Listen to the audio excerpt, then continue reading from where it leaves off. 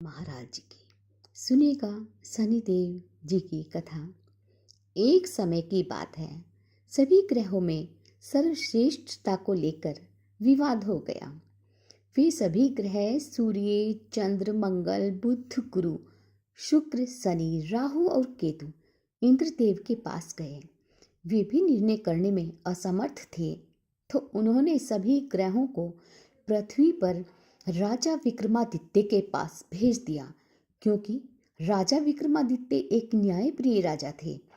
सभी ग्रह राजा विक्रमादित्य के पास पहुंचे और अपने विवाद के बारे में उन्हें बताया। राजा विक्रमादित्य ने सोच विचार के बाद 9 वस्तुओं स्वर्ण, रजत, कांस्य, पीतल, सीसा, रांगा, जस्ता, अकबर, अभ्रक और लोहों से सिंहासन बनवाया और उन्होंने क्रम से उन सिंहासनों को रख दिया और उन पर सभी ग्रहों से बैठने के लिए कहा।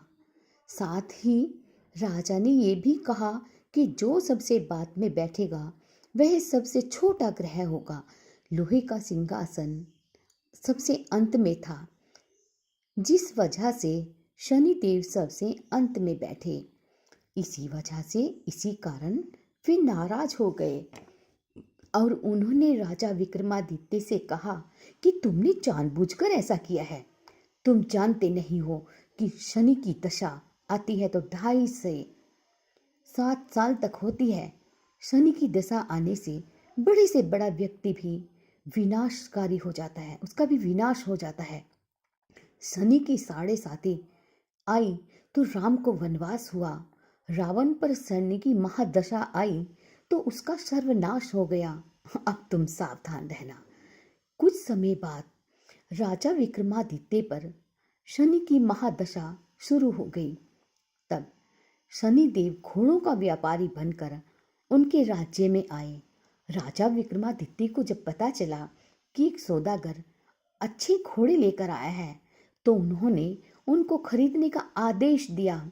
एक दिन राजा विक्रमादित्य उनमें से एक घोड़े पर बैठे तो वो उनको लेकर दूर जंगल में भाग गया और खुद कहीं गायब हो गया। अब राजा विक्रमादित्य का बुरा वक्त शुरू हो गया था। भूख प्यास से तड़प रहे थे। तभी एक ग्वाले ने उन्हें पानी पिलाया तो राजा ने उसे अपनी अंगूठी दे दी। फिर नगर की ओर चल दिए। एक सेठ के यहाँ जाकर पानी पिया। अपना नाम उज्जैन का विका बताया। सेठ विका को लेकर घर आ गया, किंतु शनिदेव की महादशा यहाँ भी अपना कुप्रभाव कर गई। वहां उसने देखा कि एक खूंटी पर हार टंगा है और खूंटी उसे निगल रही है। देखते ही देखते हार गायब हो गया। हार चुराने के आरोप में सेठ ने विका को कोतवाल से पकड़वा दिया। वहां के राजा ने विका के हाथ पैर कटवा दिया और नगर के बाहर छोड़ने का आदेश दिया। जहां से एक तेली गुजर रहा था, विका को देखकर उसे उस पर दया आ गई और उस तेली ने विका को बैलगाड़ी में बैठाकर आगे चल दिया। उस समय शनि की महादशा समाप्त हो गई। विका वर्षा ऋतु में मल्हार गा रहा था।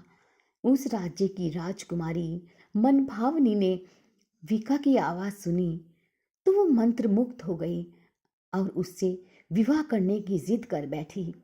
हार कर राजा ने अपनी बेटी का विवाह विका से कर दिया। एक रात शनिदेव ने विका को स्वप्न में दर्शन दिया और कहा कि तुमने मुझे छोटा कहने का परिणाम तो देख लिया।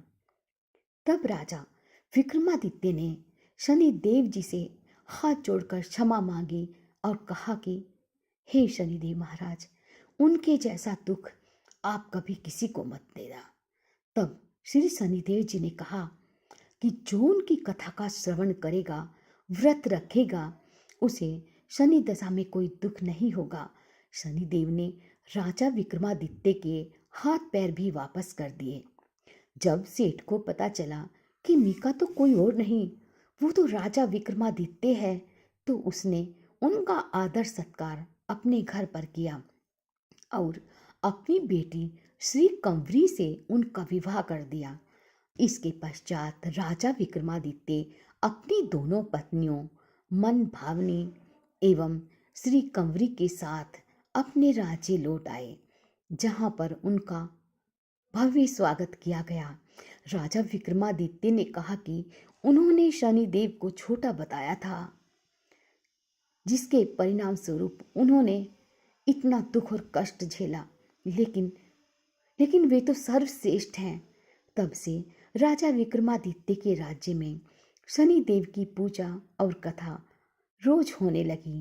अतः जो भी मनुष्य श्री शनिदेव जी का व्रत कर उनकी कथा को श्रवण करेगा, सुनेगा, उस पर श्री शनिदेव जी की कृपा दृष्टि बरसेगी और वो हमेशा सुख वैभव का जीवन व्यतीत करेगा।